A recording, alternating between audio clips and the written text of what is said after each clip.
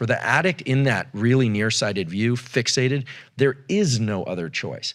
And I think those early years of skateboarding and being, feral, it showed me that the people I knew that became addicts, and frankly, I know some adults who have become addicts, even who have very quote unquote functional lives. It wasn't just them.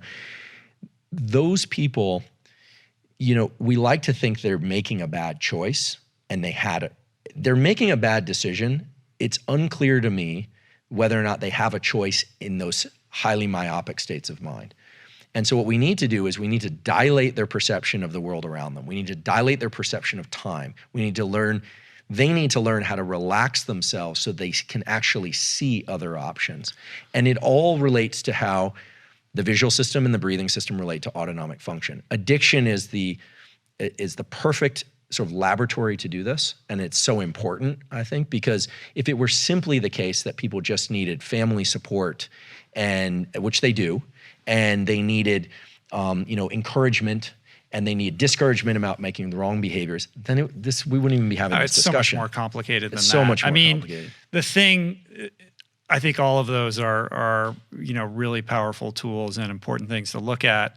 With respect to the addict mentality or that disposition, there has to be a level of self-awareness in that addict that the decision to pick up the drink or to use the drug begins so far in advance of the actual behavior.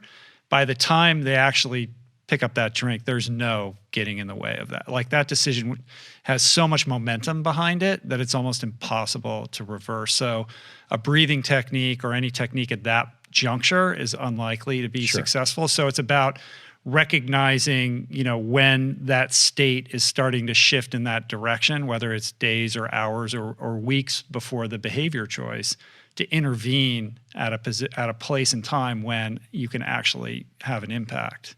I agree. I think that it's always an uphill battle with addiction, at least at first. But even, just given the numbers on relapse, I think what was it that someone once told me?